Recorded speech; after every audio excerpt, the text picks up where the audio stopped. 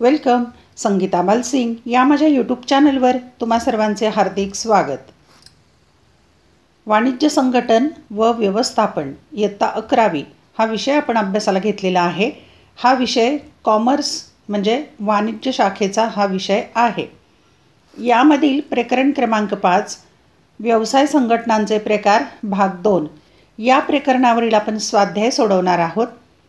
म्हणजेच पाठ्यपुस्तकामध्ये 5वं प्रकरण संपल्यावर जो स्वाध्याय दिलेला आहे किंवा जे प्रश्न दिलेले आहेत त्याची उत्तरं कशी लिहायची ते आपण आता पाहूया. या प्रकरणावर एकूण 1 ते 8 प्रश्न आहेत आणि एकच प्रश्न काही प्रश्न तर खूप मोठे मोठे आहेत उत्तरं त्याची. त्यामुळे एकाच व्हिडिओमध्ये या सर्व प्रश्नांची उत्तरं न घेता मी त्याचे 4 भाग केलेत. एका व्हिडिओमध्ये 2-2 प्रश्न घेतलेत. पहिला दुसरा प्रश्न पहिल्या भागामध्ये सोडवलेला आहे आणि दुसऱ्या भागामध्ये तिसरा आणि चौथा प्रश्न सोडवलेला आहे. ते दोन्ही व्हिडिओ लेक्चर या चॅनलच्या प्लेलिस्टवर जाऊन तुम्ही क्रमाने पहा. आज आपण भाग 3मध्ये प्रश्न 5वा आणि 6वा सोडवणार आहोत. त्यानंतर चौथा भाग 7वा 8वा प्रश्न सोडवू. त्यासाठी चॅनल सबस्क्राईब करा, बेल आयकॉन प्रेस करा, म्हणजे मी नवीन व्हिडिओ पोस्ट केला की त्याचं नोटिफिकेशन तुम्हाला मिळेल. प्रश्न क्रमांक 5वा सोडवणार आहोत आपण. खालील प्रश्नांची थोडक्यात उत्तरे लिहा. इथे सांगितले आहे थोडक्यात उत्तर लिहायचे, सविस्तर नव्हे. 1. विभागीय आस्थापनाची कोणती 4 वैशिष्ट्ये स्पष्ट करा. 4 वैशिष्ट्ये लिहायची. आस्थापनाची जास्त वैशिष्ट्ये आहेत पण त्यातली कोणतीही 4 लिहिली तरी चालतील. 2. वैधानिक महामंडळाची कोणतीही 4 वैशिष्ट्ये स्पष्ट करा. इथे पण 4च लिहायची. 3. बहुराष्ट्रीय कंपनीचे कोणतेही 2 दोष स्पष्ट करा. 2 लिहायचे. 4. सरकारी कंपनीचे कोणतेही 4 गुण स्पष्ट करा. इथे 4 गुण लिहायचे आहेत. आता आपण उत्तरामध्ये सगळे मुद्दे जरी घेतलेले असले तर तुम्ही जेवढे विचारलेले आहेत मुद्दे तेवढेच लिहा. अभ्यासासाठी मी इथे सगळे घेतलेत. प्रश्न क्रमांक 1. विभागीय आस्थापनाची कोणतीही 4 वैशिष्ट्ये स्पष्ट करा. मी दिलेल्या वैशिष्ट्यापैकी कोणतीही 4 लिहा. 1. सरकारद्वारे व्यवस्थापन. विभागीय आस्थापना सरकारच्या मालकीच्या असल्यामुळे त्यांचे संपूर्ण व्यवस्थापन सरकारद्वारे केले जाते. संबंधित खात्याचे मंत्री त्याचे प्रमुख असतात. 2. अधिकार प्रदान. सरकारी खात्यामध्ये वरिष्ठ अधिकाऱ्यांकडून कनिष्ठ अधिकाऱ्याकडे अधिकार प्रदान केले जातात. 3रं वैशिष्ट्य शासनाकडून वित्तपुरवठा. केंद्र सरकारच्या किंवा राज्य सरकारच्या आर्थिक अंदाजपत्रकामध्ये या आस्थापनांसाठी वित्तीय तरतूद दिली जाते व संबंधित खात्यात वित्तपुरवठा केला जातो. 4. सरकारी संचालन. विभागीय आस्थापनाची विविध कामे, उदाहरणार्थ अंदाजपत्रकीय कामे, हिशेब तपासणीसाठी कामे, लेखापरीक्षण इत्यादी सरकारी विभागांप्रमाणेच केली जातात. 5वं वैशिष्ट्य स्वतंत्र कायदेशीर अस्तित्व नाही. विभागीय आस्थापना याच सरकारी खात्याचा एक भाग असतात. त्यांचे कार्य त्या खात्याअंतर्गत चालते, त्यामुळे त्यांना स्वतंत्र कायदेशीर अस्तित्व नसते. 6. शासकीय कर्मचारी. विभागीय आस्थापनांमध्ये काम करणाऱ्या कर्मचारी वर्गाला इतर नागरी सेवा कर्मचाऱ्यांप्रमाणे सर्व बाबींसाठी समकक्ष म्हणून ओळखले जाते. प्रश्न क्रमांक 2. वैधानिक मंडळाची कोणतीही 4 वैशिष्ट्ये स्पष्ट करा. मी दिलेल्या वैशिष्ट्यांपैकी कोणतीही 4 लिहा. 1. सामुदायिक संघटना. वैधानिक महामंडळे ही स्वतंत्र कायद्याने निर्माण होत असतात. त्यांना स्वतंत्र कायदेशीर अस्तित्व असते. सरकारने नेमून दिलेल्या संचालक मंडळामार्फत महामंडळाचे व्यवस्थापन चालते. अशा महामंडळांना स्वतःच्या नावाने कोणताही करार व व्यवसाय करता येतो. 2. विधिमंडळास उत्तरदायी. वैधानिक महामंडळांना त्यांच्या कारभारातील घडामोडींवर विधिमंडळ म्हणजे संसद किंवा विधानसभेत काही प्रश्न उपस्थित झाल्यास उत्तर द्यावे लागते. संसद फक्त महामंडळाच्या योजना व एकूण कामगिरीवर चर्चा करू शकते, पण त्यांच्या कामकाजात हस्तक्षेप करू शकत नाही. 3. स्वतःची कर्मचारी प्रणाली. वैधानिक महामंडळाचे कर्मचारी हे सरकारी कर्मचारी नसतात. त्यांची भरती, वेतन व व्यवस्था महामंडळाने ठरवलेल्या निकषाप्रमाणे होते. 4. आर्थिक स्वायत्तता. वैधानिक महामंडळांना आर्थिक स्वायत्तता असते. सरकारकडून अनुमती घेऊन महामंडळे स्वतःच्या देशातून अथवा देशाबाहेरून निधी स्वतः उभा करू शकतात. 5. राजकीय हस्तक्षेप नाही. महामंडळाची निर्मिती स्वतंत्र कायद्यानुसार होत असल्याने त्यांच्या नियम व तरतुदींनुसार संपूर्ण कारभार चालतो. व्यवस्थापनात राजकीय हस्तक्षेप नसतो. प्रश्न क्रमांक 3. बहुराष्ट्रीय कंपनीचे कोणतेही 2 दोष स्पष्ट करा. 2 दोष विचारले तेवढेच लिहा. मी इथे सगळे घेतलेले आहेत मुद्दे. 1. देशांतर्गत उद्योगांसाठी धोका. बहुराष्ट्रीय कंपनी तिच्या प्रचंड आर्थिक ताकदीमुळे यजमान देशातील छोटे उद्योग व्यवसाय बंद पाडतात. तेथील स्थानिक उद्योगांना मर्यादा येतात. 2. नफा प्रत्यावर्तन.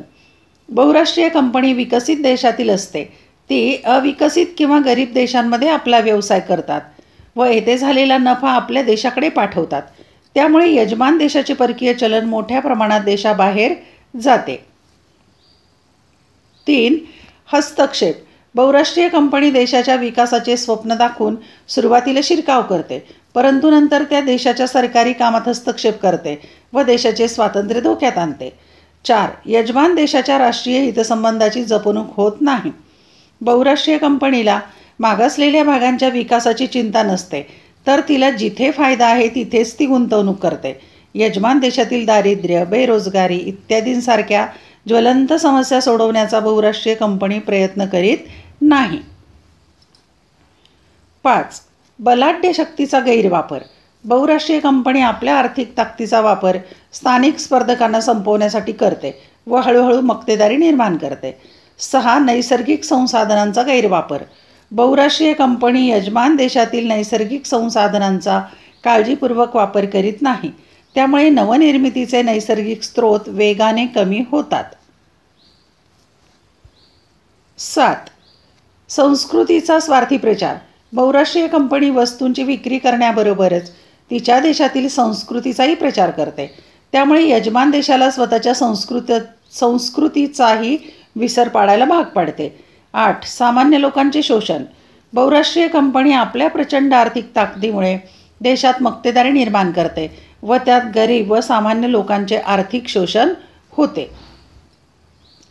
प्रश्न 4. सरकारी कंपनीचे कोणतेही 4 गुण स्पष्ट करा. 4 गुण विचारले तेवढे लिहा. मी इथे सगळे मुद्दे घेतलेले आहेत. कोणतेही 4 लिहा. 1. सुलभ स्थापना. सरकारच्या प्रशासकीय निर्णयानुसार व कंपनी कायद्यानुसार सरकारी कंपनीची सुलभ स्थापना केली जाते. 2. अंतर्गत स्वायत्तता. सरकारी कंपनी असूनही आर्थिक स्वायत्ततेचा लाभ मिळतो. तसेच ती राजकीय हस्तक्षेप, मंत्र्यांचे नियंत्रण यापासून मुक्त असते. 3. बदलातील सुलभता. कंपनीची उद्दिष्टे, अधिकार, घटनापत्रकात दुरुस्ती, संसदेची मंजुरी न घेता बदलता येतात.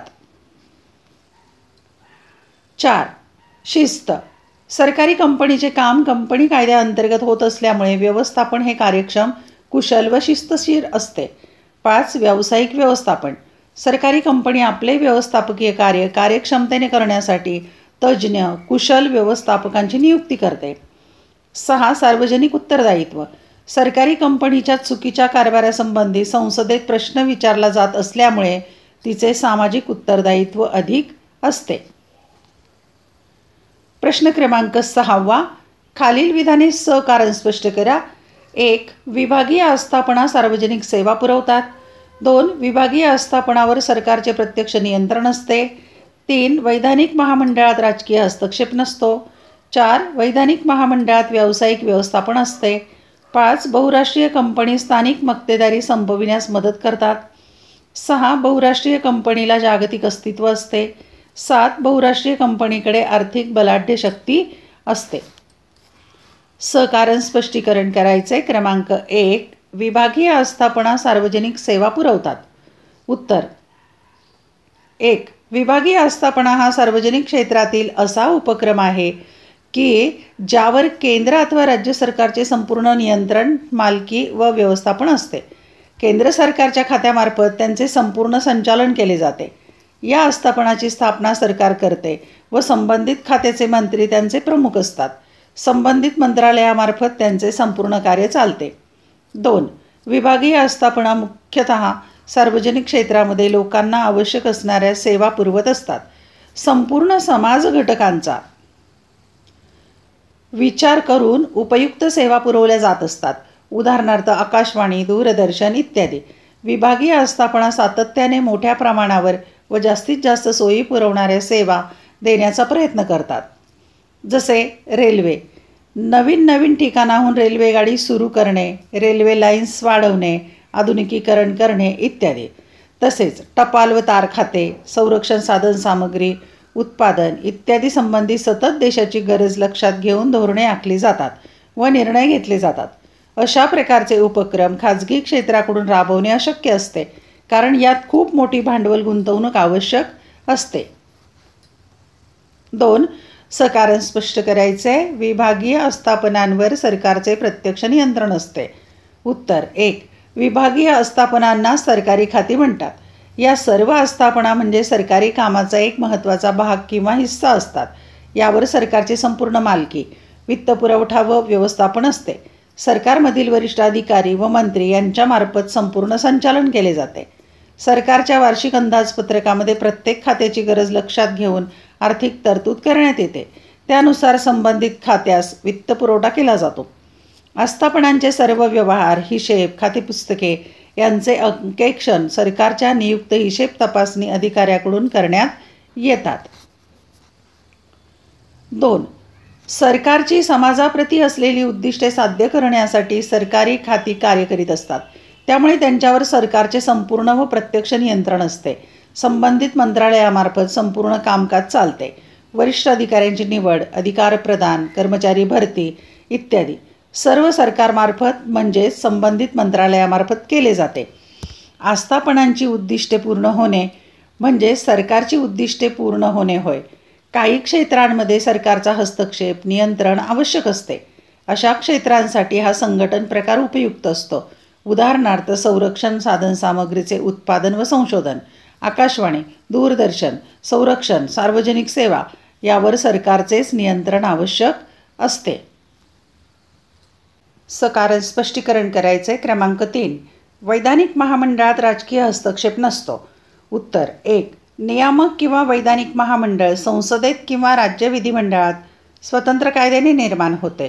ज्या कायद्याने या मंडळाची निर्मिती होते त्या कायद्यामध्ये महामंडळाची उद्दिष्टे, अधिकार, हक्क, जबाबदाऱ्या, कर्तव्ये, कर्मचारी व त्यांचे परस्पर संबंध, कर्मचाऱ्यांच्या संबंधीचे सेवा नियम इत्यादी गोष्टी स्पष्ट केल्या जातात.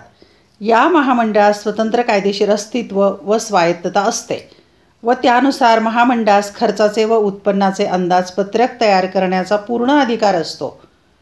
महामंडळाच्या संचालक मंडळामार्फत महामंडळाचे व्यवस्थापन केले जाते. हे मंडळ जनतेला उत्तर देण्यास बांधील असते.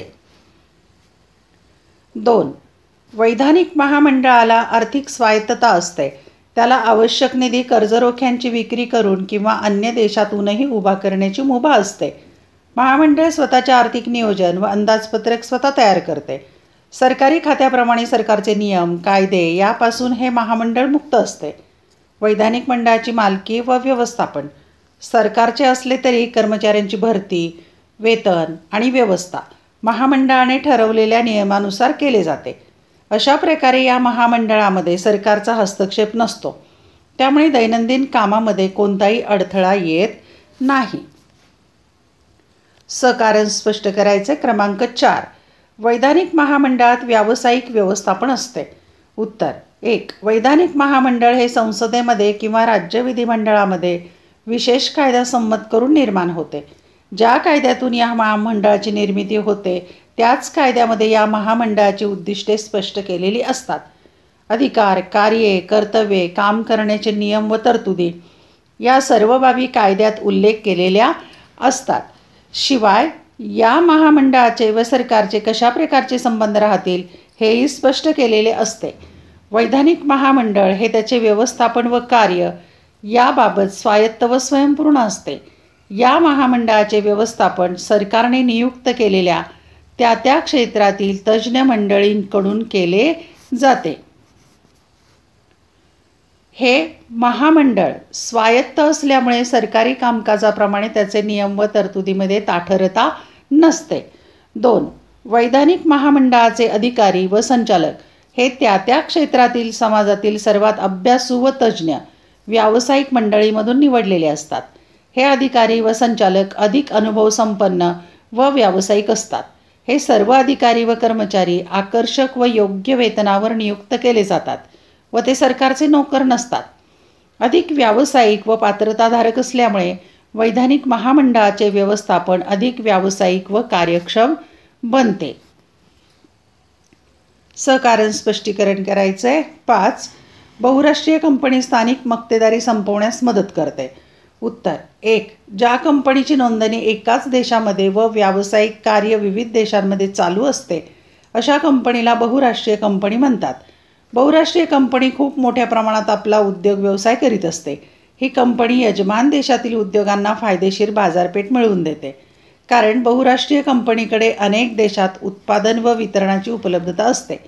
बहुराष्ट्रीय कंपनी यजमान देशातील उत्पादकांनी उत्पादित केलेल्या कच्च्या मालाला तसेच अर्धपक्क्या मालाला एक चांगली बाजारपेठ उपलब्ध करून देते. 2.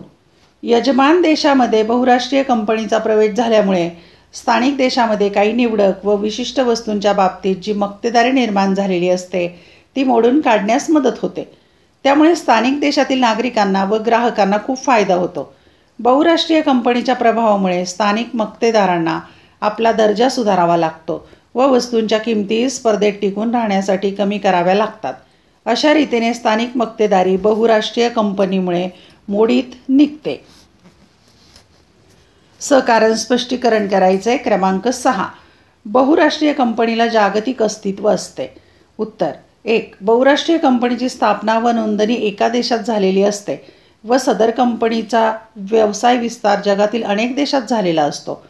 बहुराष्ट्रीय हा शब्द 2 शब्दांपासून बनलेला आहे. बहु म्हणजे अनेक आणि राष्ट्रीय म्हणजे देश म्हणजेच अनेक देश, म्हणून बहुराष्ट्रीय म्हणजे आपल्या शाखांमार्फत अनेक देशात कार्य करणारी कंपनी होय. 2.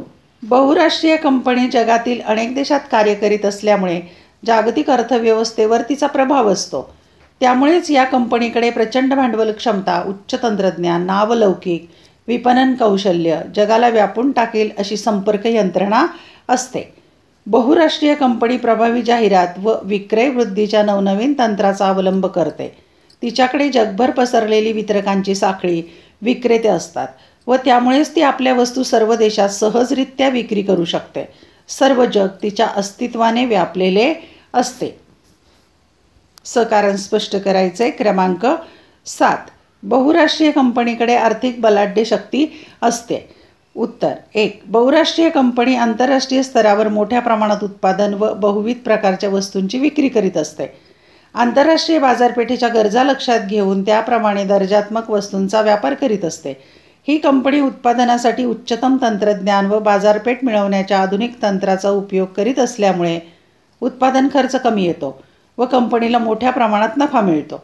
बहुराष्ट्रीय कंपनी संपूर्ण जागतिक बाजारपेठ व्यापून टाकत असल्यामुळे छोट्या छोट्या उद्योग व्यवसायांची मक्तेदारी संपुष्टात आणते. 2. बहुराष्ट्रीय कंपनी आर्थिकदृष्ट्या मजबूत असल्यामुळे बाजारपेठेमध्ये स्पर्धकांना नष्ट करण्याचे आक्रमक धोरण राबवते. बऱ्याच वेळा अनैतिक मार्गाचाही अवलंब करून स्थानिक बाजारपेठेतील स्पर्धकांना जेरीस आणते. बहुराष्ट्रीय कंपनीची आर्थिक ताकद मोठी असल्यामुळे अनेक छोट्या मध्यम आकारमानांचे उद्योग या कंपनीमध्ये सम्मिलित होतात किंवा ही बहुराष्ट्रीय कंपनी त्यांना सम्मिलित होण्यास भाग पाडते. त्यामुळे बहुराष्ट्रीय कंपनीची आर्थिक ताकद आणखी वाढते. अशा प्रकारे आपण 5वा आणि 6वा प्रश्न सोडवलेला आहे. लवकरच पुढील व्हिडिओमध्ये आपण 7वा आणि 8वा प्रश्न सोडवणार आहोत. धन्यवाद. व्हिडिओ लेक्चर आवडल्यास चॅनल सबस्क्राईब करा, बेल आयकॉन प्रेस करा, म्हणजे मी नवीन व्हिडिओ पोस्ट केल्याचं नोटिफिकेशन तुम्हाला मिळेल. आवडलेले व्हिडिओ लाईक, कमेंट, शेअर जरूर करा. अभ्यासासाठी खूप खूप शुभेच्छा.